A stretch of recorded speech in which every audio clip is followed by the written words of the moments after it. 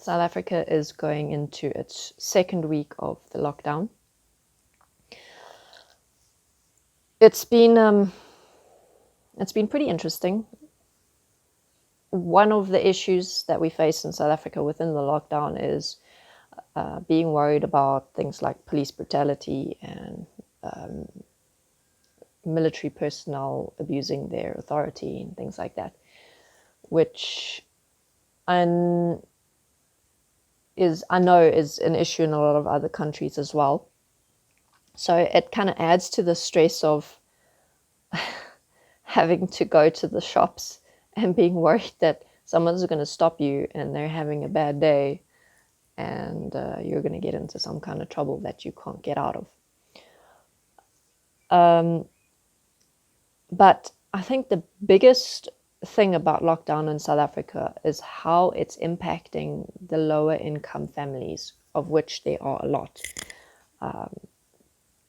If you look at the statistics of unemployed people, it's close to 40%. There are a lot of people who were depending on daily hustles, street vendors, for example, who go out and make the money that they're going to use to buy dinner for that day.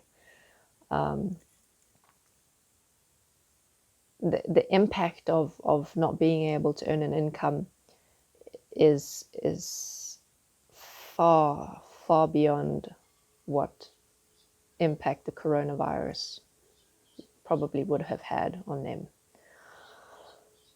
So the government is trying to offer assistance for low-income families, for small businesses who are not able to work during this time. The problem is that the fund has already been dried out, and we're not even halfway through. So yeah, it's is that, and people trying to call the helplines, the help hotlines, for example, to get food parcels, are having to sit on hold for longer than they have cell phone battery for. And if you don't have electricity, if you don't have running water, you don't have your own toilet in your own house, if you have to wait on hold for an hour, that's like a make or break type of thing. You probably can't do it. So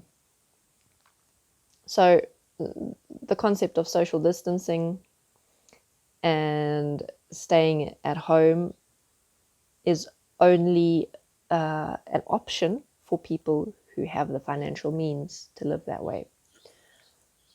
On the other hand, for people who have to walk 2 kilometers to the tap to get water for cooking and drinking, or who share a toilet with 100 other families, what are you going to do? You can't stay in your house. So this has opened up and exposed a lot of issues in the system, not just in South Africa, but in the whole world, showing where our priorities have been, because our priorities have not been about providing the best possible life for each other. Our priorities have been about me, myself, and I, and how can I live my best possible life and be the most comfortable that I can be. And oh, shame, sorry for those people who don't have a nice life. Better luck next time. So it's exposing that mentality, that lifestyle, and it's exposing it in a way that we cannot deny it, which is great. So many people have been denying for so long that there are problems. The more of us who are accepting that there are problems, the more of us can focus on solutions and can talk about solutions. Right, so that's the one aspect of it. The other aspect is that in South Africa, the healthcare system was already strained before this corona thing. So doctors and public healthcare were already choosing which patients could get treatment and which ones had to be left to die. because there's not enough resources in all the hospitals, not enough machines, not enough ventilators, not enough dialysis machines. If you don't have enough equipment and you have 20 people needing the equipment, unfortunately, the reality has been that doctors have had to make that choice. And that's not just in this corona time, that's all the time. That's what doctors in public healthcare in South Africa have to face every single day. So that's another thing that this event is hopefully going to expose more, is that we have not been putting our efforts and resources and our care, our regard into things that actually matter, like healthcare, decent healthcare for everyone, regardless of their social status or their monthly earnings. All right, let me just check my list, see if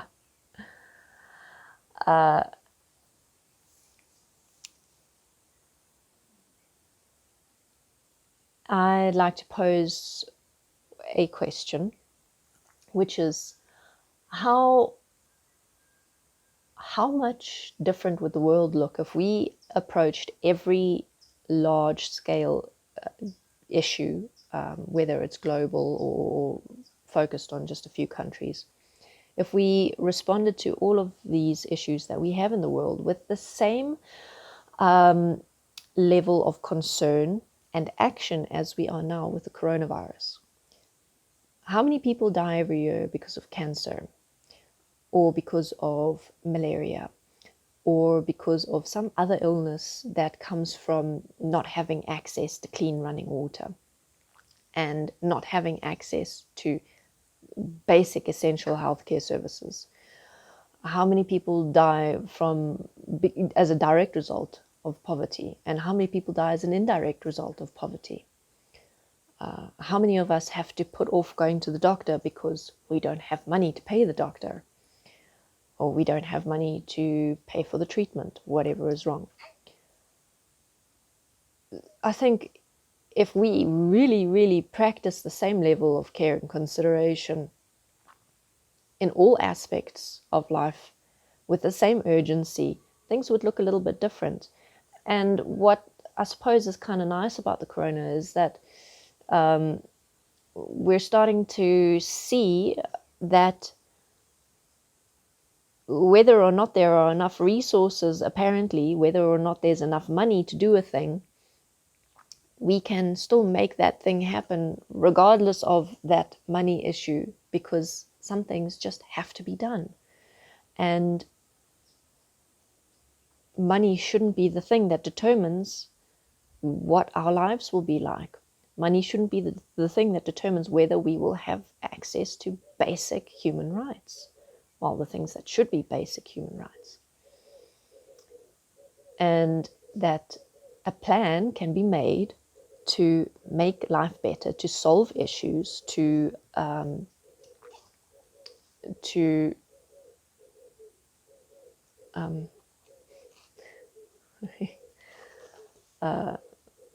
solve issues, and to give everyone the basics of what they need, at the very least. Right. So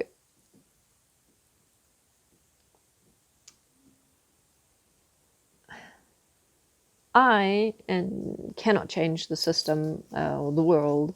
You cannot change the world or the system, but we can talk about things that matter.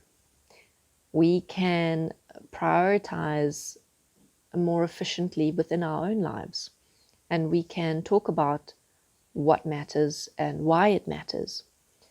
And we can practice having discussions with each other, practice talking about difficult topics, practice talking about potential solutions to issues that we as a society are facing. And we can practice listening to each other.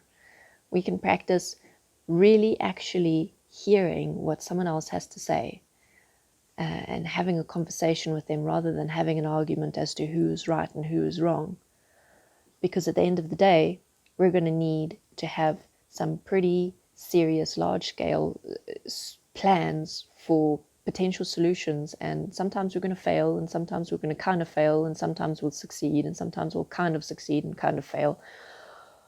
And we'll need to be flexible enough to adjust. But what we can do right here and right now is we can talk about what matters. We can talk about these issues. We can talk about potential solutions, and we can reflect on our own lives and how our own lives are very, very small reflections of the global system, the issues we face on a global level in our society. And we can correct those issues within our personal lives so that we can be better examples to the people around us. And finally, in regards to this corona thing, yes, we're facing a challenge, but that doesn't mean that we have to be terrified by it. That doesn't mean that we have to change who we are, and it doesn't mean that we have to live in fear. Be practical. Do what you can to keep yourself healthy. Do what you can to not get sick. But at the same time, don't let fear be the ruling factor of your life. I have not had one experience where doing that ended up with a positive, happy, and desirable result. All right, I'm going to end this here because this video is getting quite long. If you have any specific questions or requests or topics or dimensions of the coronavirus pandemic, let me know, and I'll do more videos for you. Thank you very much for watching. You're going to see me next time.